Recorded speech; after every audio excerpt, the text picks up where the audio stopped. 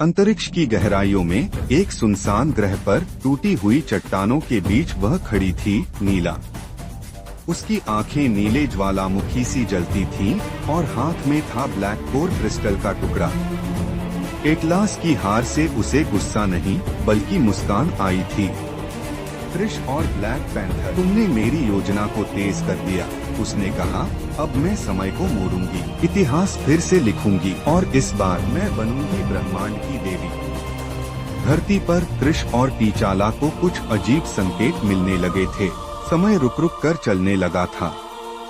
कहीं दोपहर में अंधेरा छा जाता तो कहीं सूरज बिना उगे ही अस्त हो जाता। इतिहास की घटनाएं खुद ब खुद बदल रही थीं। पुरानी लड़ाइयां फिर से होने लगी और कुछ लोग जो मरे थे जिंदा दिखने लगे।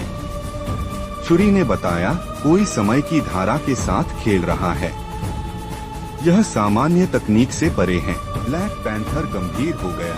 हमें वकांडा की टाइम कैब का इस्तेमाल करना होगा। वकांडा के नीचे एक गुफा थी जिसे काल गुफा कहा जाता था। वहां रखी थी टाइम चेन जो केवल उन्हीं को समय में यात्रा करने देती थी जिनका दिल निस्वार्थ हो।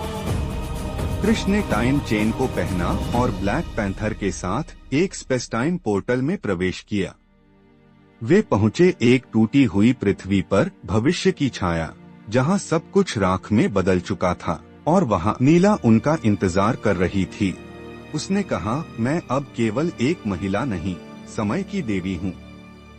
मैंने हर युग का ज्ञान चुराया है, हर शक्ति को समेट लिया है।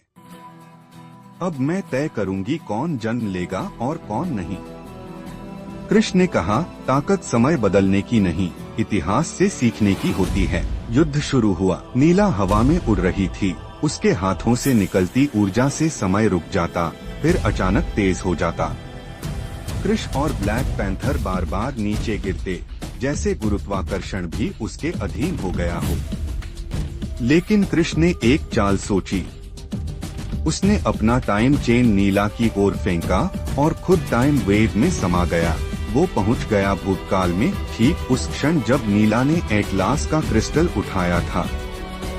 वहां उसने क्रिस्टल में एक सत्य ऊर्जा बीज बो दिया, एक ऐसी ऊर्जा जो सिर्फ सच्चाई और करुणा पर ही काम करती थी।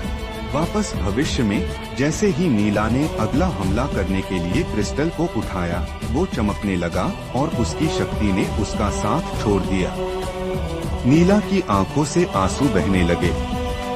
उसकी आवाज कांप उठी, तुमने मेरी नीति बदल दी। वह बुदबुदाई। कृष्ण ने उसे सहारा देकर उठाया।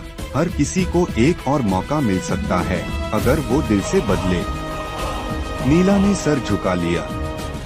उसकी शक्ति धीरे धीरे शांत हो गई। समय सामान्य हो गया।